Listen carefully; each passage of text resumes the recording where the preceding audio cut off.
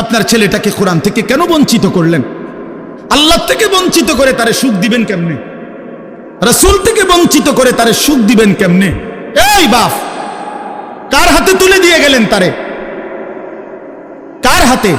আপনি তো কবরে চলে যাবেন, আগামী সন্তানটাকে কার হাতে দিয়ে গেলেন? আগামীর পৃথিবী ঈমান আর কুফরের পৃথিবী। মনে রাখে, এই বাংলাদেশের শুধু 2-4টা দল নিয়ে হিসাব করলে হবে না।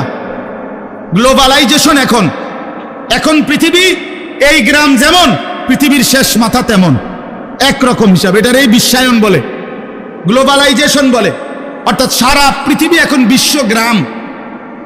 গ্লোবালাইজেশন মানে কি? বিশ্বগ্রাম মানে সারা পৃথিবী এক গ্রাম, সারা পৃথিবী ফরিদপুর। তার মানে এখানে বসেই এখন সারা পৃথিবী একসাথে দেখা যায়, তাকানো যায়। এই জন্য সারা পৃথিবীর সাথে মিলাইলে সারা পৃথিবীতে মজলুমের বিজয় হচ্ছে, সারা পৃথিবীতে ইমানদারের বিজয় হচ্ছে, সারা পৃথিবীতে জালেম হেরে যাচ্ছে।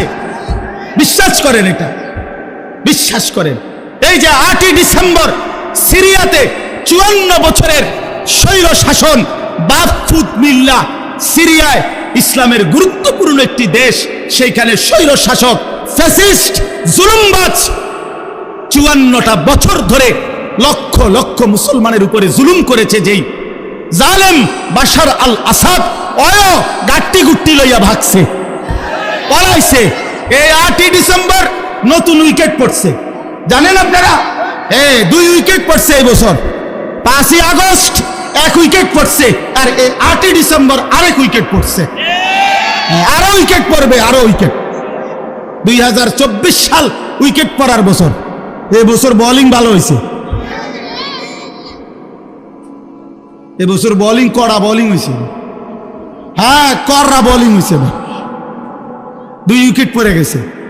আগামীর উইকেট নেতানিয়াহু, ইসরায়েলের ওই কুত্তা, সেও পড়া যাবে ইনশাআল্লাহ। ইমানদারের বিজয় হবে ইনশাআল্লাহ। সারা পৃথিবীতে ইমানদারের বিজয়ের আহ্বান। ওই সমস্ত ভারত, ওদের ওই সমস্ত ফালতু কথা, 130 কোটি না বেটা, তারা বেঈমান 230 কোটির ভয় দেখায়া ইমানদারকে এক চুলো সরাইতে পারবে না ইনশাআল্লাহ।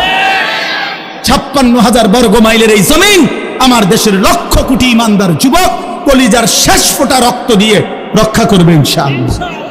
আমরা 130 কোটি ভয় পাই না। কি বলেন? ভয় পাই না আমরা। আমাদের একজন। আরে তোর 130 কোটি তুই রাখ বেঈমান, আমাদের একজন। আগেও ছিল একজন, এখনো একজন, আগামী তো একজন। তিনি আল্লাহ। তিনি কে? 130 কোটির মোকাবেলায় এই হিন্দু ভারতের বেঈমান, তাদের মোকাবেলায় এক মালিকে যথেষ্ট। আলু দিবে না, পেঁয়াজ দিবে না, হাতের আব্বার পেঁয়াজ, মোদির আব্বার পেঁয়াজ। হ্যাঁ, তোর বাপের পেঁয়াজ বেঈমান। আলু দিবি না, পেঁয়াজ দিবি না, তোর বাপে খাওয়ায় পেঁয়াজ, তোর তার বাবার পেঁয়াজ না এগুলা।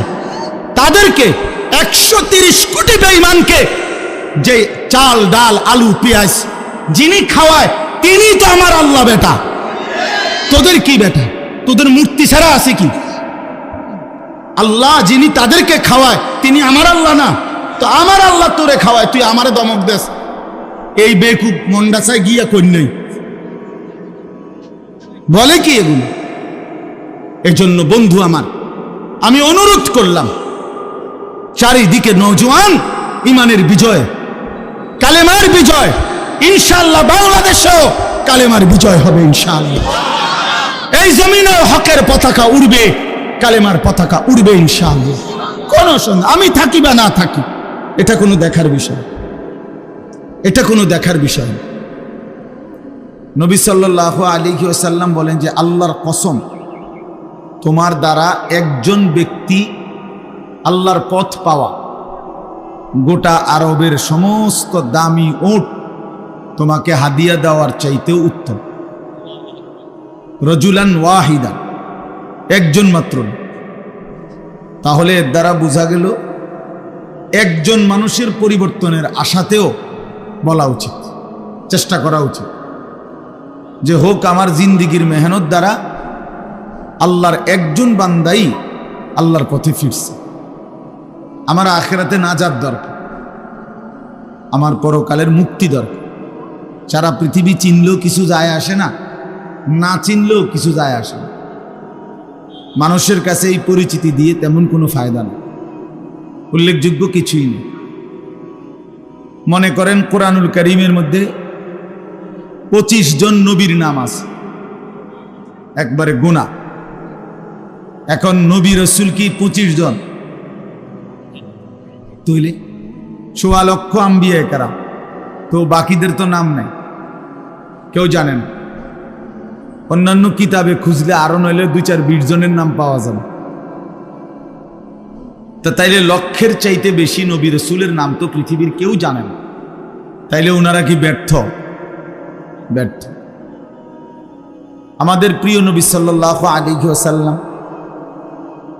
তিনি যখন বিদায় হজ্জের মাঠে ইন্তেকালের পূর্বের বছর আরাফাতের ময়দানে হজের খুতবা দিছেন, তখন নবী সাল্লাল্লাহু আলাইহি সাল্লামের সামনে 1.25 লক্ষর বেশি সাহাবী ছিল। তাহলে 1.25 লাখ সাহাবী, এই বিপুল পরিমাণ সাহাবীর নাম পৃথিবীর কোনো কিতাবে নেই। 5000 সাহাবীর নামও পৃথিবীর কোনো কিতাবে নেই, কোনোখানে নাই। সর্বোচ্চ 313 জন সাহাবী বদরের যুদ্ধে যারা অংশগ্রহণ করছেন উনাদের নাম একসাথে পাওয়া যায়, আছে। আরো বাকি মিলাইয়া তো মনে করেন 2000-এর নাম বা 5000-এর নামে তালাশ করে পাইল, তো বাকিরা, বাকিদের নাম কই? বাকিদের নাম পৃথিবীর কোনো কিতাবেও নাই, কেউ জানেও না। তাইলে এখন এই বাকি সাহাবী যাদের নাম এখন পৃথিবীতে নাই, কেউ জানে না, তো ওনারা কি ব্যর্থ? ব্যর্থ। এই কথাটাই বলতে চাচ্ছি। মূলত সফলতা কিংবা ব্যর্থতার জন্য মানুষের কাছে পরিচিতি কোনো বিষয় না। সফলতা কিংবা ব্যর্থতার জন্য মহান আল্লাহ পাকের কাছে আমার ফায়সালা কি হইছে সেটা বিষয়। ফামান যুহজিহা আনিন নারি ওয়া উদখিলাল জান্নাহ ফাকাদ ফাজা, সরাসরি কোরআনের আয়াত। আল্লাহ বলেন, বান্দা মরতে তো হবেই তোমাদের সকলকে, কিন্তু দেখার বিষয় হলো যাকে জাহান্নাম থেকে মুক্তি দেয়া হলো এবং জান্নাতে প্রবেশ করানো হলো, ফাকাদ ফাজা, সেই কেবল সফল হলো, সেই কামিয়াব হলো, সেই কৃতকার্য হলো। তাহলে কি বোঝা গেল? সফলতা জাহান্নাম থেকে মুক্তি পাওয়া, সফলতা জান্নাত পাওয়া, হ্যাঁ, আল্লাহ তাআলার পক্ষ থেকে ঘোষণা হওয়া। এই জন্য আজকে আমরা অনেকটাই এই গ্লোবালাইজেশন, বিশ্বায়নের এই যুগে, মোবাইলের এই যুগে খ্যাতির মোহ, পরিচিতির মোহ আমাদের মধ্যে খুব বেশি। একবারে সবাই মনে করে আমি একটা চুল কাটাইলাম, এটা সবাই দেখুক। আমি একটা সিবা প্যান্ট কিনলাম, এইটারে কয়েক আইটেমে মোবাইলের মধ্যে ছবি দিব, সবাই দেখুক। বেওকুফ, তোর এটা কে দেখবে বেটা? এই সিবা প্যান্ট দেখার কি আছে? এটা তো কত মানুষে কইরা রাখছে, না হের এটা হে দেখাই। মোটর সাইকেলের সামনে সাইডে কাইট হইয়া, সিট হইয়া, ঠ্যাঙ্গালগি দিয়া বিভিন্ন মডেলে তার দরকার মানুষের কাছে পরিচিতি, যে কোনো আইটেমে হোক। এবার প্যান্ট ফইরা হোক আর প্যান্ট খুললেও মানুষে চিনলে, মানুষ চিনছে কিনা, আমারে পরিচিতি হলো কিনা, এটা হলো বিষয়। এই যে খ্যাতির, পরিচিতির মোহ, আকর্ষণ, এটা আমাদেরকে বরবাদ করে দিচ্ছে, আমাদেরকে শেষ করে দিচ্ছে। এই জন্য বাপ একজন হোক, একজনের জন্য আল্লাহর কথা দিল দিয়ে বলা উচিত। কেউ যদি 10,000 মানুষের সামনে বয়ান করে আর কেউ যদি 10 জনের সামনে বয়ান করে, মনে রাখতে হবে কোনোটাই সফলতা ব্যর্থতার মাপকাঠি না। 10,000 লোক হইলে সফল, 10 জন হইলে ব্যর্থ, এমন কথা কোরআন সুন্নাহর কোথাও নাই। ইসলামের মধ্যে সংখ্যাগরিষ্ঠতা হিসাব না, কোরআন সুন্নাহ সম্মত হওয়া এটা হিসাব। গণতান্ত্রিক পদ্ধতিতে সংখ্যাগরিষ্ঠতা হইল মূল বিষয়। 51 জন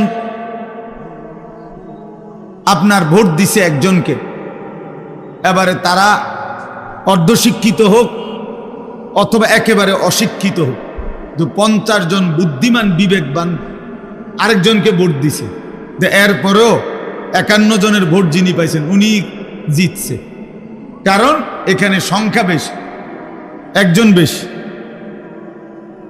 বেশি। এখানে যোগ্যতা বিষয় না, এখানে মূল বিষয় হলো ভোট একটা বেশি। এটা হলো এই গণতান্ত্রিক পদ্ধতির একটা ব্যর্থতা। এখানে উপযুক্ত ব্যক্তি নির্বাচনের সুযোগ কম, এখানে ভোট হিসাব, সংখ্যা হিসাব, গরিষ্ঠতা হিসাব। কিন্তু ইসলামের মধ্যে, কোরআন সুন্নাহর মধ্যে এইটা হিসাব নেই।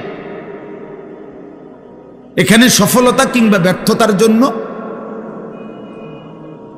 কোরআন সুন্নাহ, ঈমান, ইলম, আমল, তাকওয়া এটা জরুরি, এটাই জরুরি। হযরত বেলাল রাদিয়াল্লাহু তাআলা আনহু তিনি প্রচন্ড কালো ছিলেন, কিন্তু কোরআনুল কারীম আল্লাহ তাআলা বেলালকে বলছেন সবচেয়ে সম্মানিত আল্লাহর নিকট যে ব্যক্তি, তার মধ্যে অন্যতম হযরত বেলাল, অথচ প্রচন্ড কালো। ইন্না আকরামাকুম ইনদাল্লাহি আতকাকুম, কোরআন শরীফের 26 পারায় সূরা হুজরাতের মধ্যে এটা আছে। আল্লাহ বলছেন আল্লাহর নিকট সবচেয়ে সম্মানিত ওই ব্যক্তি যে সবচেয়ে বড় মুত্তাকি, তাকওয়াবান, আল্লাহ ভীরু, গুনাহ থেকে পবিত্র থাকে, নেক আমলে অভ্যস্ত থাকে, তারই বলে মুত্তাকি। এক্ষেত্রে সবচেয়ে বড় মুত্তাকি যে সবচেয়ে বেশি আল্লাহ ভীরু, গুনাহ থেকে মুক্ত, আল্লাহর ইবাদতে অভ্যস্ত, সে আল্লাহর নিকট সবচেয়ে দামি। তাফসীরের মধ্যে আছে এই আয়াত নাজিল হয়েছে হযরত বেলালের প্রশংসা, হযরত বেলালের জন্য প্রথম সম্বোধন উনাকে করছেন আল্লাহ, যে বেলাল আমি আল্লাহর নিকট সবচেয়ে দামি। তাহলে কালো নিগ্রু মানুষ তাকওয়ার কারণে, ঈমানের কারণে আল্লাহর কাছে সবচেয়ে দামি। আর এই যে আবু লাহাব, নবী সাল্লাল্লাহু আলাইহি সাল্লামের চাচা, এই বেটার মূল নাম হলো আব্দুল উজ্জা। এই আবু লাহাব তার মূল নাম না, তার নাম হলো আব্দুল উজ্জা, উজ্জার গোলাম। উজ্জা একটা মূর্তির নাম, দেবতা, ওই কুরাইশদের ছিল। কিন্তু সে এত বেশি সুন্দর ছিল, একেবারে টকটুকা লাল সুন্দর, বেশি সুন্দর আছিল। এই জন্য লোকেরা তাকে বলতো আবু লাহাব, একেবারে লালের বাপ, সুন্দরের বাপ, সুন্দরের আব্বা। কিন্তু সে হলো চিরনিকৃষ্ট জাহান্নাম।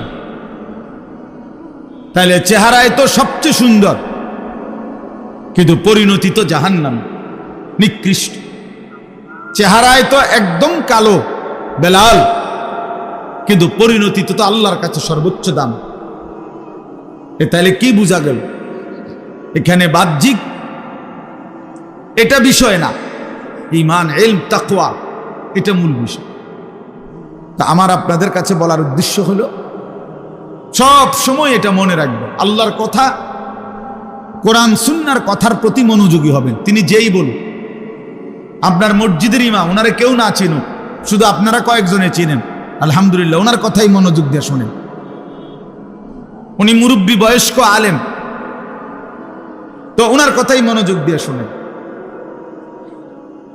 ওলামায়ে কেরাম, তার পরিচিতি কম হোক, আপনি তার কথা শুনেন, আল্লাহর কথা, তাইলে বোঝা যাবে আপনি আসলে আল্লাহর কোরআনের প্রতি আগ্রহী। আর নাই তো উনারে এখন সবাই চিনে, উনি আইলে আমি যাম, উনি ওয়াজ করলে আমি শুনবো, তাইলে তো এটা ব্যক্তির মোহ হইল। নির্ধারিত ব্যক্তির মোহ হইল, আল্লাহর কোরআনের প্রতি আমি ফিরলাম কোথায়? এই জন্য এটা খেয়াল করা, নিজ মহল্লার উলামায়ে কেরাম, নিজ মসজিদের ইমাম সাহেবের বয়ান, উলামায়ে কেরামের প্রত্যেকের নসিহত দিল দিয়ে শোনা উচিত।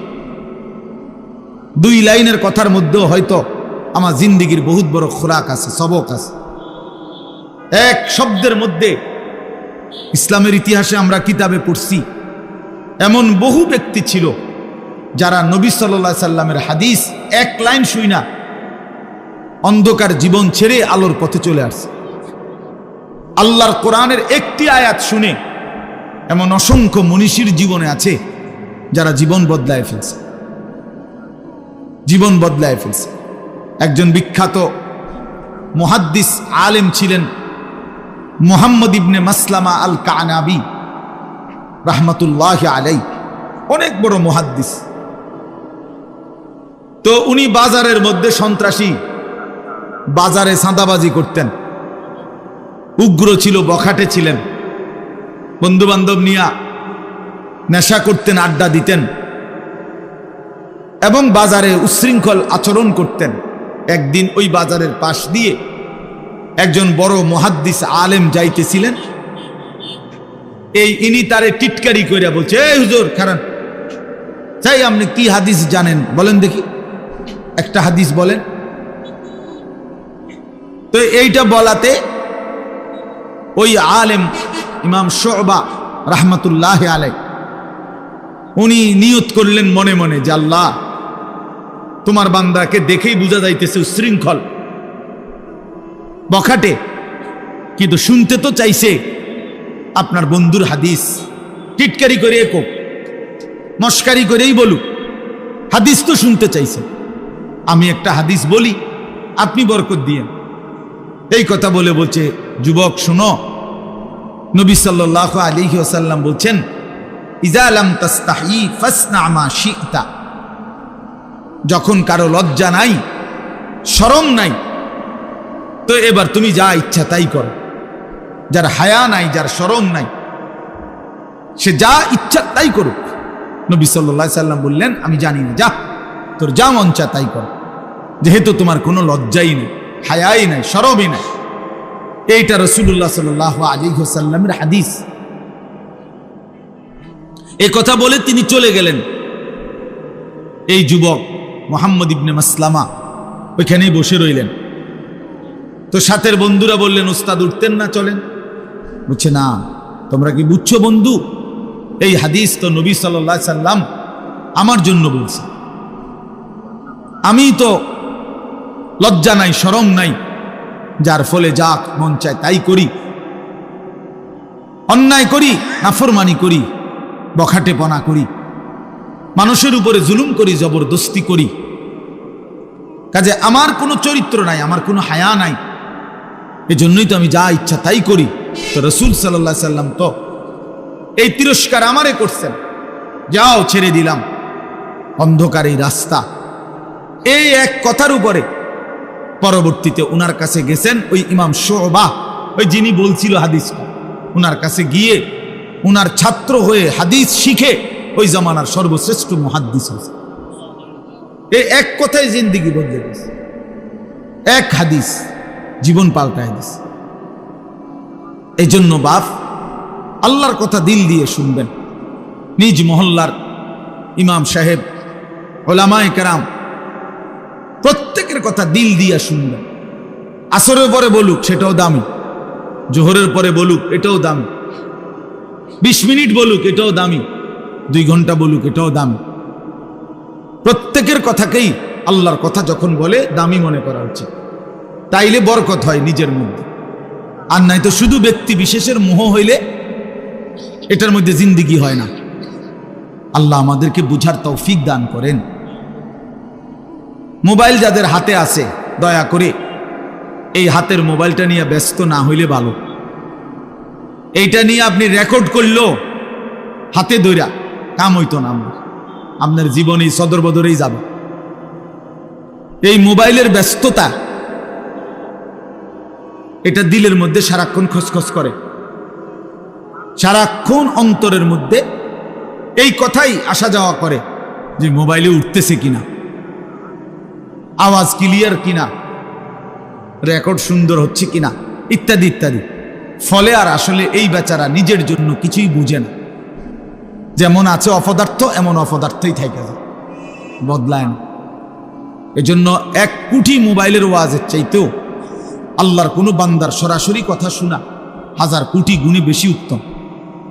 এটাই সর্বযুগে পরীক্ষিত কথা, এটা তাজরিবা, অভিজ্ঞতা লব্ধ কথা যে জিন্দিগি বদলা সরাসরি সোহবতে, সরাসরি সান্নিধ্যে হক্কানি রব্বানি মুত্তাকি উলামায়ে কেরাম, কোন আল্লাহওয়ালার কাছাকাছি সান্নিধ্যের বরকতে, তার নৈকট্য সংস্পর্শের বরকতে মানুষের জিন্দিগি বদলায়।